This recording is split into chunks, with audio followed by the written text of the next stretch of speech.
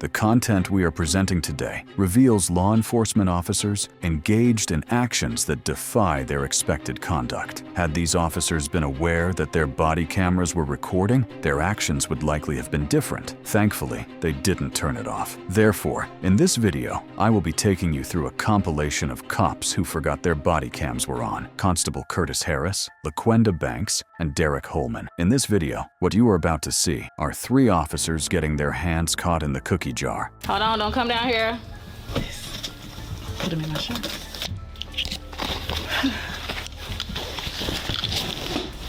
Oh,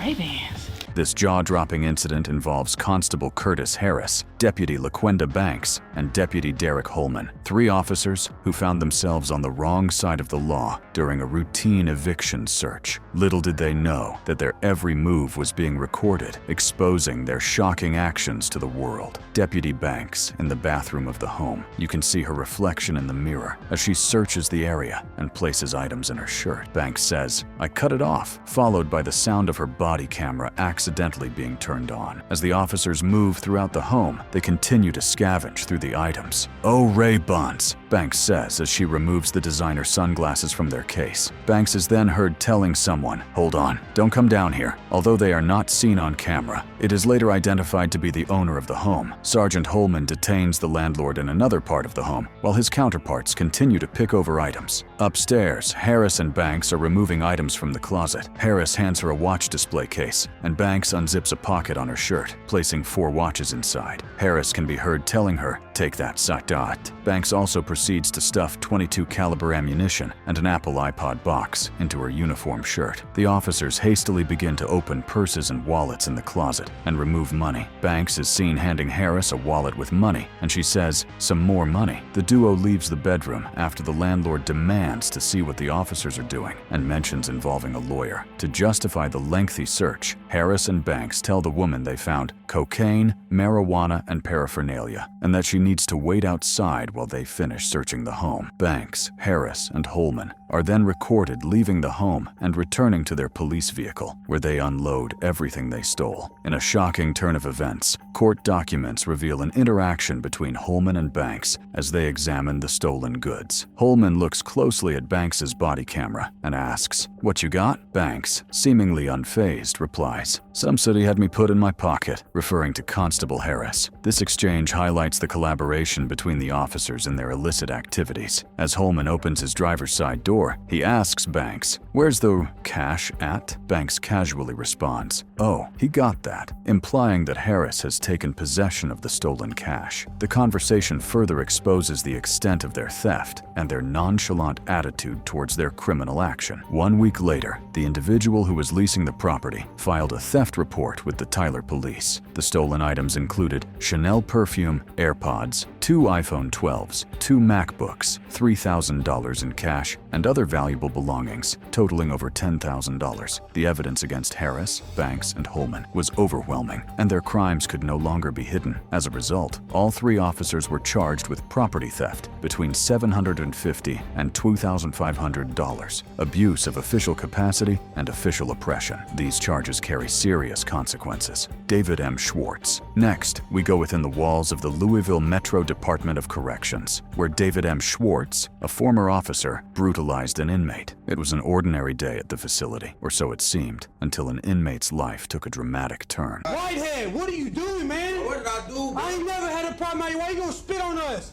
Sergeants come around, you know how this is. Just take the I just stuff. had to take this shit, bro. I swear to God, Just bro. take the That's fucking all I strings need to do, down. bro. I just need to take this shit. That's all she was gonna do. All I need, bro, you know I don't give y'all problems. This is what happened on that day. While conducting routine cell checks at the Louisville Metro Department of Corrections, David M. Schwartz and Devin Edwards observed that Whitehead had covered his cell with toilet paper, obstructing the view inside. Upon instructing Whitehead to remove the toilet paper, he adamantly refused. Subsequently, the 2 correctional officers entered his cell, forcibly restrained him, and relocated him to the West Hold area. It was in this area the video that we showed you unfolded. As per Rodriguez, another correctional officer, they handcuffed him, pepper sprayed him, physically beat him, and subjected him to a violent assault. Remarkably, Devin had inadvertently activated his camera, capturing the harrowing episode on video. In the footage, Whitehead is seen handcuffed, imploring them to stop, saying that he does not give them problems. Shockingly, this did not dissuade the officers, as the video depicts them striking him at least 2 more times after his plea. Terry, enduring this brutal encounter, believed he was on the brink of death, prompting his mother, upon receiving the distressing news, to weep in her car. According to Terry, he almost turned purple during the ordeal, leaving his mother with a profound loss of faith in the justice system. In the aftermath, the individuals responsible were subsequently sentenced to incarceration. David, a former Marine, claimed to be afflicted by PTSD and had a prior misdemeanor charge against him. In an effort to conceal his transgressions, Schwartz drafted a false report, omitting any reference to his physical altercation with the detainee, and falsely accused Whitehead of assault. To compound the distressing nature of the situation, their supervisor, Gentry, tried to shield the officers when the misconduct came to light. Gentry received a sentence of 8 months of house arrest, while Schwartz was handed a 2-year sentence. Despite pleas from Schwartz's family for him to serve a portion of his sentence at home, the judge dismissed their entreaties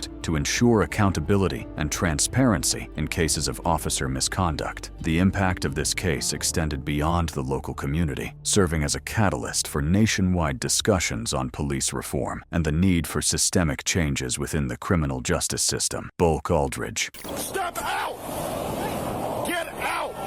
The Camden County, Georgia Sheriff's Office has publicly disclosed the dashboard camera and body camera footage related to the tragic police shooting of Leonard Allen Cure, a 53-year-old man who was wrongfully convicted of armed robbery in 2003 and exonerated in 2020 after serving 16 years in prison. Following the incident, Deputy Buck Aldridge, the shooter, was immediately placed on administrative leave. In an effort to maintain complete transparency and provide insight into the escalation of the situation leading to the extreme use of force, authorities decided to release the videos for public review. The sheriff's office's statement asserts that Cure was initially pulled over for speeding and reckless driving, which occurred before the body camera video footage began. The dashboard camera footage captures Cure's vehicle passing the police vehicle, after which the police car follows him into the right lane. Cure appears to activate his right turn signal, but turns it off when the cars in front of him move to the right lane. Subsequently, the officer activates his sirens, and both vehicles transition to the right side of the road. Aldridge initiated the traffic stop just before 7:30 a.m. Body camera footage shows Aldridge exiting his vehicle and instructing Cure to exit his own vehicle, repeatedly shouting, "Step out, get out." Upon exiting the vehicle, Cure can be seen responding with, "I ain't doing st," when Aldridge tells him to place his hands behind his back. Aldridge continues to direct Cure to put his hands on the back of the truck, and Cure asks, "Who are you?" After a brief exchange about their identities, Aldridge warns Cure, "Step back here now, or you're getting tased." According to the video, Cure complies by raising his hands and moving toward the back of the vehicle at the officer's instruction. Aldridge instructs Cure to place both hands on the back of the vehicle and then turn around. While the dashboard camera footage shows Cure with his hands on the back of the vehicle, he turns his head and upper body toward the car when asked to turn around. Cure inquires about the officer's identity, to which the officer responds with his name and county. The officer, holding Cure with one hand and a stun gun in the other, directs him to place his hands behind his back, prompting Cure to question why he is being tased. Aldridge states, "Because you are under arrest for speeding and reckless driving." Cure counters, "I'm not driving. Nobody was hurt. How was I speeding?" The exchange continues, with Cure's hands appearing to remain on the back of the truck. Cure argues that he shouldn't go to jail for speeding, and Aldridge asserts that speeding tickets in Georgia are considered criminal offenses. The dispute escalates, and in the video, Cure's hands are still on the back of the truck. Cure declares, "I'm not going to jail," to which Aldridge responds, "Yes, you're going to jail." At this point, Cure lifts his arm, and Aldridge deploys his stun gun. Aldridge appears to receive medical assistance from EMTs for over 10 minutes before being transported by ambulance. The Georgia Bureau of Investigations is currently investigating the incident. and the findings will be forwarded to the Brunswick Judicial Circuit District Attorney's Office for review. On the morning of the incident, Cure was en route home after visiting his mother in South Florida, as reported by the Innocence Project, a criminal justice organization. Michael Cure, Leonard's brother, emphasized that Leonard, who forgave those who wrongfully imprisoned him, was an exceptional individual, and that the family endured 17 years without him due to the injustice faced as black men. Leonard Cure was the first person exonerated by Broward County's Conviction Review Unit after over 16 years of wrongful imprisonment. His exoneration followed the discovery of a receipt proving he was far from the crime scene during the robbery and that the victim had identified him through a questionable photo array. He was granted $817,000 in compensation by the Florida legislature and had plans to attend college for music or radio production, as well as buying a home. His mother shared her constant fear during his incarceration, worrying about his safety every time he was not at home. The aftermath of this tragic incident would send shockwaves through the community and beyond. The release of the dashboard camera and body camera footage would expose the horrifying truth of what transpired that day. Christopher Pulis.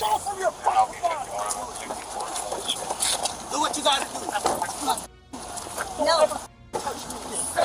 It was a seemingly routine arrest that took a dark turn when Officer Pulis's conduct crossed the line of acceptable behavior. The incident, which occurred last year, unfolded in a tense and chaotic scene. Body cam footage captured the shocking moment when Pulis, a trusted law enforcement officer, turned on his own colleague. In the video, we witness the escalating tension as officers attempt to apprehend a suspect. Suddenly, Officer Pulis can be seen lunging towards his deputy, grabbing her by the neck with a vice-like grip. The sheer force and aggression of his actions are deeply disturbing, leaving viewers in disbelief. As the deputy struggles to break free, Pulis's grip tightens, causing visible distress and panic. The fear in her eyes is palpable as she desperately tries to defend herself against this unexpected attack. But the horror doesn't end there. In a shocking display of brutality, Pulis then proceeds to hold a canister of pepper spray dangerously close to his deputy's face. The potential consequences of such an action are unthinkable, as the effects of pepper spray can cause severe pain, temporary blindness, and respiratory distress. The deputy's struggle intensifies as she fights to protect herself from the imminent threat. The tension in the air is palpable, and viewers are left on the edge of their seats, horrified by the actions of a trusted officer who should be upholding the law, not violating it. The footage we just witnessed is a chilling reminder of the power dynamics at play within law enforcement. According to the investigation, Officer Pulis is accused of attempting to manipulate or conceal evidence related to the incident, where he attacked his deputy and assaulted a civilian. The details surrounding this charge are still emerging, but the implications are deeply troubling. The charge of tampering with evidence suggests a deliberate attempt to obstruct justice and evade accountability. It raises questions about Officer Pulis's motives and the lengths he was willing to go to cover up his actions. Such behavior, if proven true, is a betrayal of the public's trust and a violation of the oath he took to serve and protect. In the next video, we are going to see another instance of the police abusing their power. Officer Eric Parker.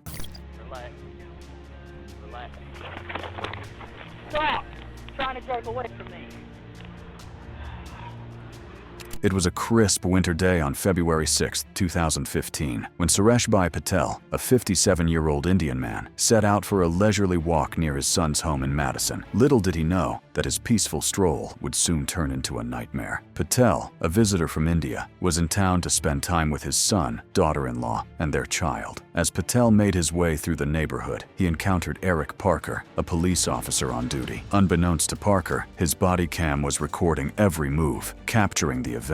Ignoring the presence of the camera, Parker approached Patel with an air of authority, ready to assert his power. Without warning, Parker forcefully put Patel's hands behind his back, searching him for weapons. The tension in the air was palpable as Patel, a peaceful man, complied with the officer's demands. But what happened next was beyond comprehension. In a sudden burst of aggression, Parker executed a leg sweep, using his full force to take Patel down to the ground, head first. The The impact was bone-chilling as Patel's body crumpled under the weight of the officer's brutality. The sound of bones breaking echoed through the quiet neighborhood, forever etching this moment into the annals of injustice. The consequences of Parker's actions were severe and life-altering. Patel suffered a serious spinal cord injury, leaving him with permanent damage and the need for a walker to navigate his daily life. It was a tragedy that would forever haunt Patel and his loved ones. The injuries sustained by Mr. Patel were devastating. He had to undergo extensive medical treatment and rehabilitation, but the damage was irreversible. His life will never be the same again. This incident has robbed him of his independence and left him with a constant reminder of the brutality he endured. The impact of Parker's actions extended far beyond physical injuries. It shattered the sense of security and trust that should exist between law enforcement and the community they serve. The incident sent shockwaves through the nation, raising questions about the excessive use of force and the accountability of those sworn to protect and serve. The incident quickly gained national attention, with people from all walks of life demanding justice for Suresh Bhai Patel. The community rallied behind him, standing in solidarity against the abuse of power. But would justice prevail? Would Parker be held accountable for his actions? As the nation grappled with the shocking footage of Parker's excessive use of force, his defense team quickly went to work, aiming to justify his actions. They argued that Parker's actions were a result of split-second decision-making in a high-stress situation. They claimed that he perceived Patel as a potential threat and acted accordingly to protect himself and the community. They further contended that the injuries sustained by Patel were an unfortunate consequence of the physical nature of the arrest, rather than a deliberate act of excessive force. The deadlocked juries in both trials highlight the complexities of this case. It's clear that there are differing opinions on whether Parker's actions were justified. The fact that two separate juries could not come to a unanimous decision speaks to the challenges of holding law enforcement officers accountable. The lack of a conviction left many outraged, as they believed that justice had been denied to Suresh Bhai Patel and countless others who had suffered at the hands of excessive force. However, the story took another unexpected turn when Judge Madeline Hughes Haikala made a decision that would further fuel the controversy surrounding the case. Judge Haikala, citing concerns about the fairness of the trial and the likelihood of a successful prosecution, made the controversial decision to throw out the case against Parker. This decision left many questioning the true extent of accountability within the criminal justice system. Zach Wester. After a further probe, Zachary Wester, an officer with the department since 2016,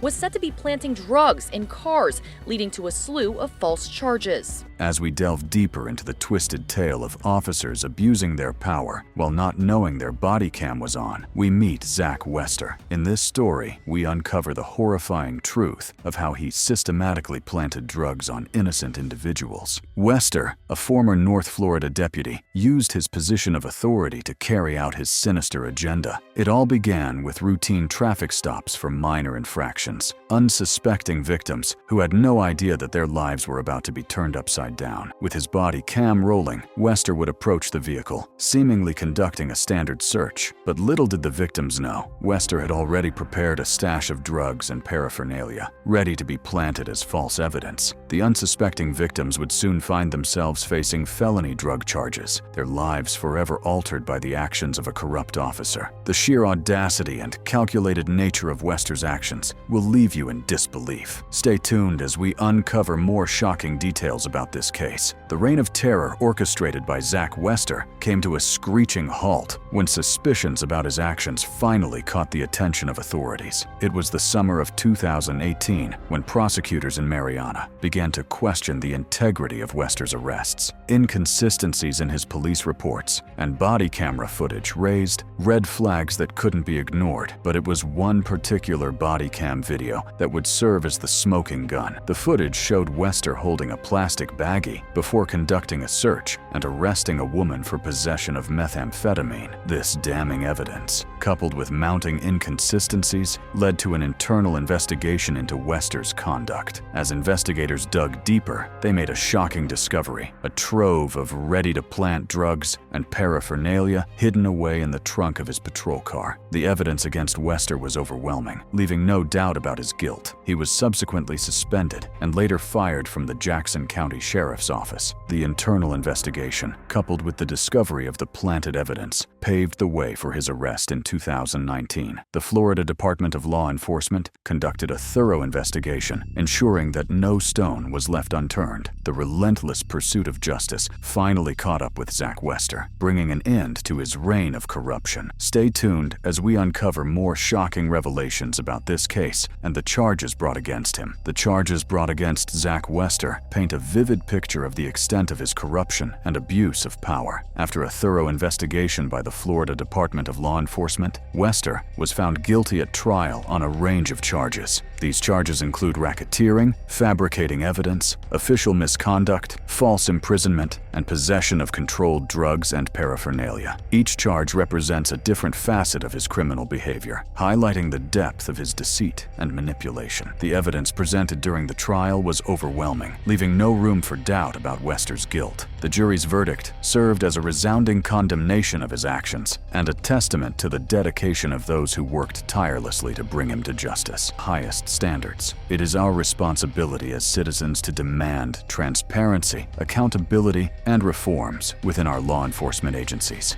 Officer Thomas Lane. Stay in the car. Let me see your other hand. I'm sorry. Let me see your other hand. Before we dive into the heart-wrenching details of this video, let's set the stage and understand the circumstances that unfolded on that fateful day. It was May 25th, 2020, when a routine call was made to the Minneapolis Police Department regarding a suspected counterfeit $20 bill being used at a local convenience store. Officer Thomas Lane, along with his colleagues Derek Chauvin, J. Alexander Kweng, and To Thao, responded to the call. As Officer Lane and his fellow officers arrived at the scene, they encountered George Floyd, an unarmed black man in his 40s. What started as a seemingly routine investigation quickly escalated into a tragedy that would spark protests worldwide. The events that unfolded were captured on Officer Lane's body cam, unbeknownst to him at the time. The body cam footage reveals a tense interaction between the officers and Floyd as they attempted to detain him. Officer Lane, in his role as a rookie officer,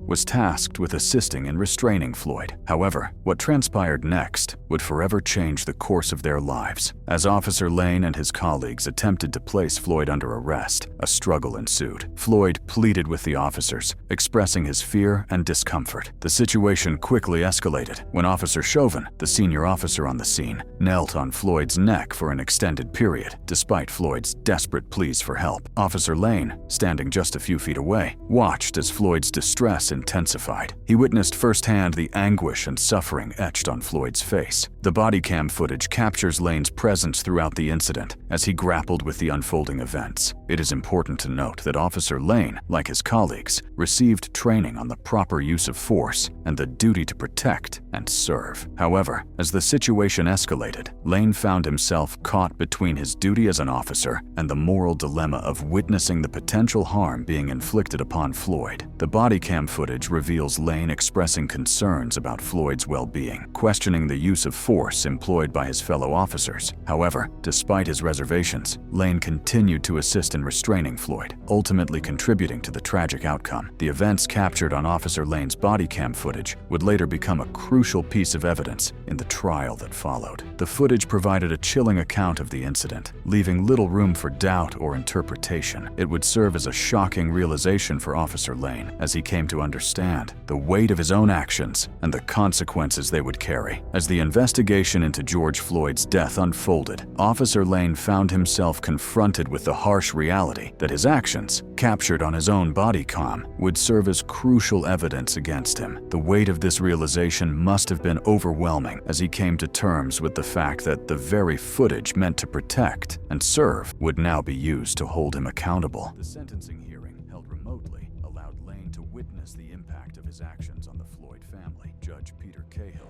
presiding over the case, accepted the plea agreement, recognizing the pain and suffering endured by the Floyd family. The recommended sentence of 3 years, agreed upon by both parties, was deemed appropriate given the circumstances. circumstances, it is important to note that Lane's sentence would be served concurrently with his federal sentence for violating Floyd's civil rights. This meant that Lane would face the consequences of his actions on multiple fronts, further highlighting the severity of the situation. Anthony Doran. Video shows Superior Police Sergeant Anthony Duran switching on his department-issued body camera and angling it toward himself. In April 2017, an Arizona police officer named Anthony Doran made headlines when he was fired after a shocking discovery on his body camera. It was revealed that Doran had been using his body camera to capture explicit images of himself engaging in sexual activities. The footage, which was filmed in 2017, showed Doran sitting at his desk while a naked woman sat on his lap. But that's not all. Investigators also uncovered a disturbing secret on Doran's computer, a 36-gigabyte porn stash, including explicit images of his own 5-year-old daughter. While Doran was not charged with any crimes, there are suspicions of grooming behavior. This incident is not the first time Doran has faced disciplinary action, as he was previously fired from the Pima County Sheriff's Office for fondling a woman while on duty. Join us as we delve into the shocking details of Anthony Doran's scandalous actions and the implications it raises about the abuse of power within law enforcement. The revelation of Doran's porn stash sent shock and disgust rippling through the community. People couldn't comprehend how someone entrusted with upholding the law could engage in such abhorrent behavior. While Doran managed to evade criminal charges, suspicions of grooming behavior loomed over him. The public demanded answers, questioning how someone with such a dark secret could have been allowed to serve as a police officer.